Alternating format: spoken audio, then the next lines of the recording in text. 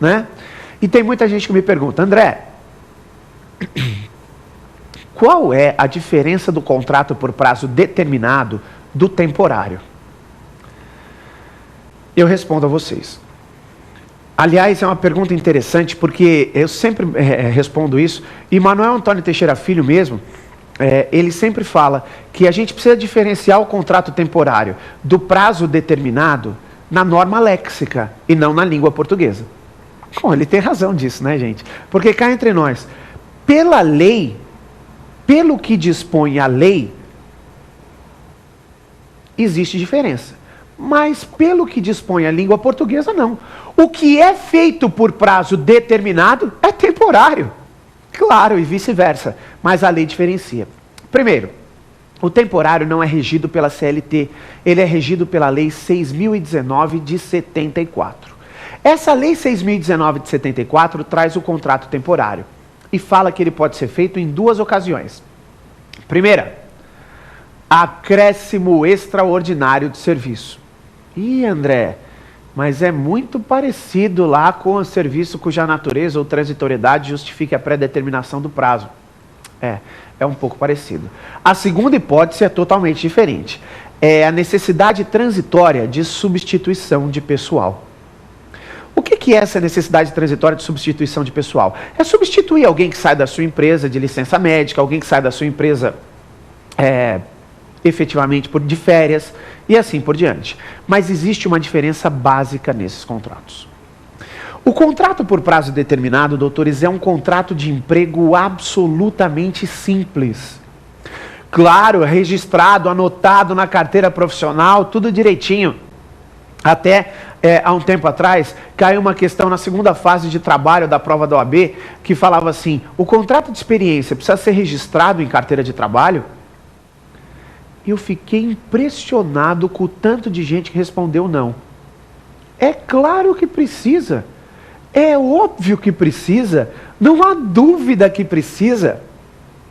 Todo contrato de trabalho tem que ser registrado. Lembra que eu falei isso? É porque, infelizmente, as práticas trabalhistas aí na rua, elas são tão erradas que a gente vai muitas vezes para a prova, vem para a sala de aula com ficção jurídica. Porque ninguém registra empregado no tempo de experiência, mas tem que ser registrado sim. Ele tem que ter anotação da carteira de trabalho. Bom, mas, como eu estava falando, o contrato por prazo determinado é um contrato absolutamente simples de emprego. Eu contrato o empregado. E o temporário? Um pouquinho mais complicado.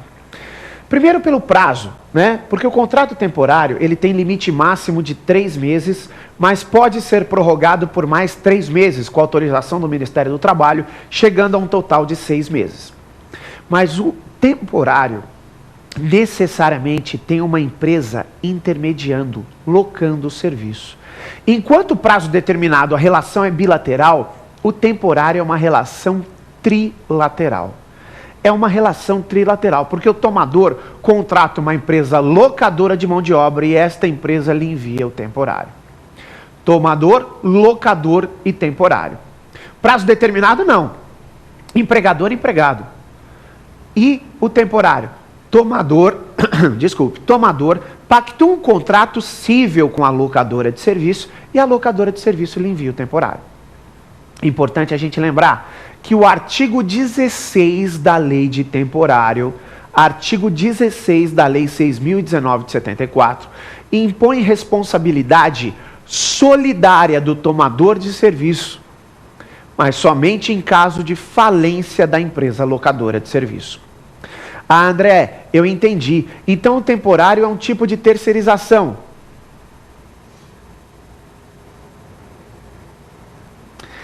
Na verdade, doutores, tudo aquilo que tem 3 partes é um tipo de terceirização, mas também é diferente da terceirização jurídica, efetivamente, daquela terceirização trazida pela súmula 331 do Tribunal Superior do Trabalho.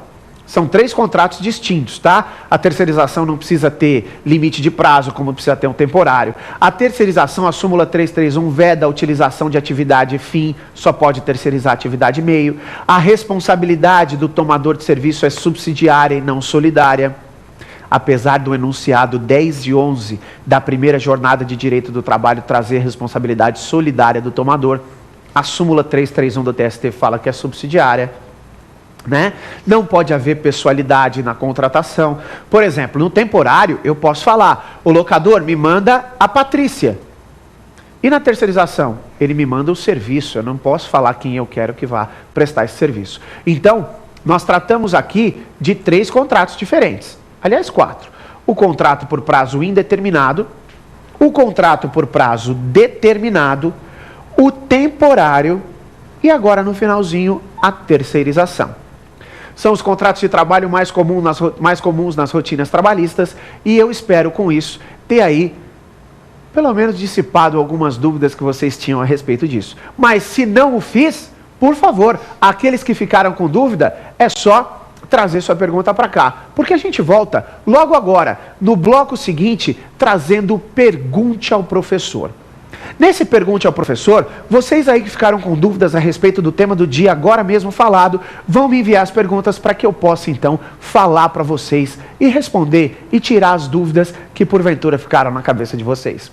É só me aguardar um pouquinho, porque eu volto logo em seguida. Olha aí, não dá tempo nem de correr para tomar um copinho de água. É só esperar um pouquinho que eu volto já com o segundo bloco do nosso programa, o Pergunte ao Professor. Até já!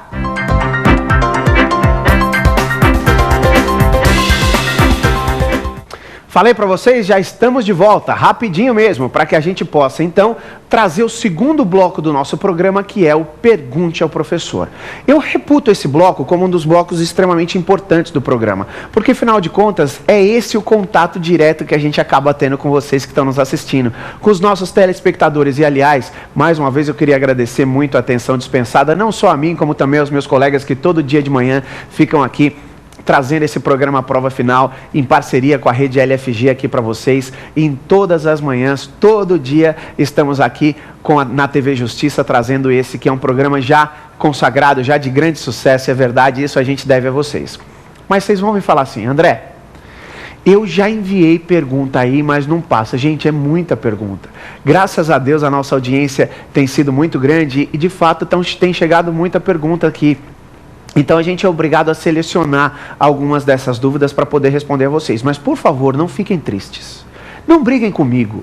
Pelo amor de Deus, não vão brigar comigo. Envie a sua dúvida para cá. É provafinal@lfg.com.br. Vocês enviando a dúvida no provafinal@lfg.com.br, eu, a minha equipe de trabalho, certamente estaremos dispostos aí a responder as dúvidas que todas que chegarem, que forem enviadas para vocês. Tenho absoluta convicção que chegando as dúvidas, ela é encaminhada para mim, para minha equipe e nós responderemos a vocês da melhor forma possível, tá bom? Então não fiquem chateados com a gente, aqueles que não conseguirem enviar suas perguntas para cá. Mas então, a partir de agora, nós vamos dar uma analisada nas dúvidas que nós recebemos e, efetivamente, vamos começar a tentar, pelo menos, dirimir essas dúvidas de vocês. Vamos lá dar uma olhadinha nelas? Professor, o jogador de futebol se submete aos contratos por prazos determinado pela CLT? Não. Não. Na verdade, o jogador de futebol, ele tem uma lei específica sobre o tema. Que todo mundo já ouviu falar, é a famosa Lei Pelé, né? Que tanto, mas que tanto acaba trazendo aí dúvidas nos clubes. Os clubes acabam ficando responsabilizando a Lei Pelé por perder jogadores e esse tipo de coisa. Então, o contrato de trabalho do jogador de futebol, ele não é regido pela CLT, ele é regido pela Lei Pelé. E existem algumas características do contrato que são semelhantes, mas outras não. O contrato do jogador de futebol, doutor, ele é um contrato exclusivamente por prazo determinado. Diferente, portanto, daquele outro tipo de contrato de trabalho comum, que pode ser por prazo determinado ou indeterminado, do jogador de futebol, não. O jogador é sempre por prazo certo. Mas o contrato de jogador de futebol não tem limite máximo de 2 anos somente. Ele pode chegar a um limite máximo de 5 anos. 5 anos é o limite máximo. Veja, presta atenção nisso. Apesar de ter um limite de 5 anos, é cabível aquela indenização referente à metade do que o jogador teria que receber até o final do contrato. Só que isso nunca acontece, por quê? Porque a Lei Pelé dá a opção desses contratos de trabalho do jogador de futebol, dos contratos terem uma cláusula, uma multa, que é a chamada cláusula penal. Isso porque, antigamente, os jogadores tinham passe.